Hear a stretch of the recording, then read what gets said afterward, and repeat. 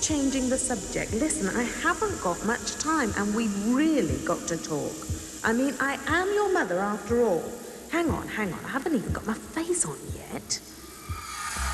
That's better. You see, it's your behaviour I'm worried about, dear. Lately, it's been getting worse and worse, hasn't it? You're making life hell for the others, you know. Whales, for example. Why don't you pick on creatures your own size? Well, I suppose you'd do at that.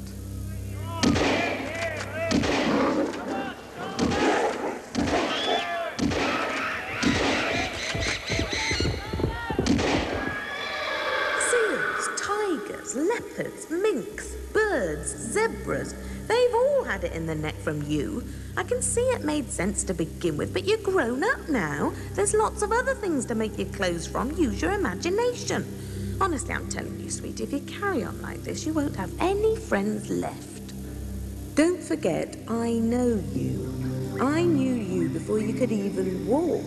Actually, in those days, I was considered a bit of a beauty myself, you know. Covered in forests and full of life. We were just one big happy family. Me, the animals, and you. And then you got civilized. Now, don't get me wrong. I have nothing against civilization.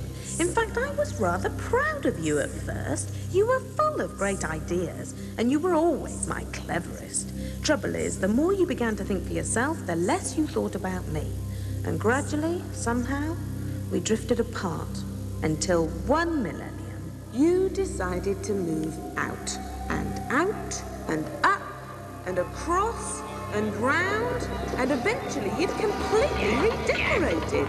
I don't know, you and your do-it-yourself. You've ripped out anything natural and replaced it with cities and chimneys and concrete and the mess, the fumes and the stink.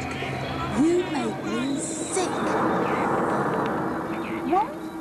I need a deodorant? Yeah, like I need a hole in the ozone layer. You know, the ozone layer? I designed it 2,000 million years ago to protect you from the sun's rays. I don't know why I bothered.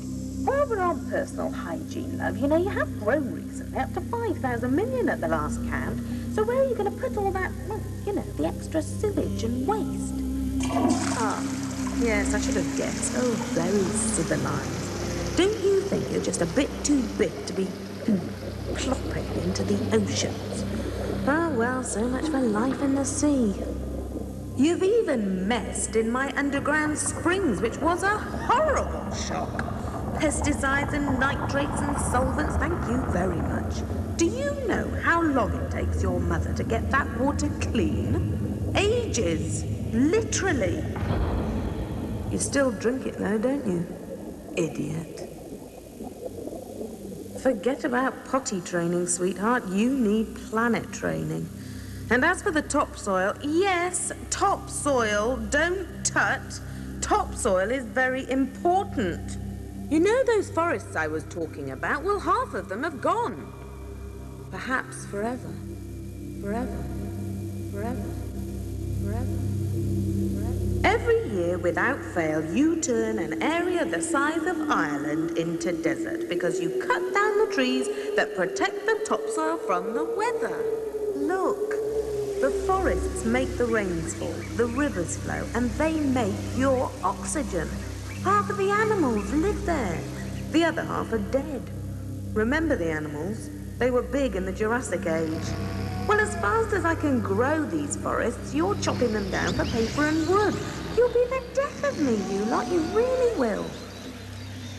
But back to the animals. I know you're fond of them. After all, you eat them often enough. In fact, your huge craving for meat has convinced the fast food companies to turn enormous areas of rainforest into grazing land for their cattle. Talk about takeaways. They're taking away your oxygen, you ninny. On top of that, they're taking away your health. You see, stuffing yourself with meat and animal fats can cause diabetes or heart disease or even cancer. Then there's all the hormones and pesticides and preservatives you're pumping into the meat. If you add them to all the poisons you're gulping in from the water and the air, well, then you're really in the poo. I mean, I don't want to worry you or anything.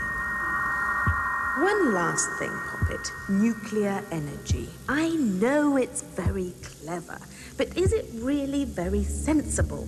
Are you sure you're not going to regret it in later life? If there is any. As far as I know, radiation's not the most fun you'll ever have. Listen, darling, you're grown up now, but you're still behaving like a spoiled child. You can't expect your mum to keep cleaning up after you. I just haven't got time. I mean it. I haven't got time.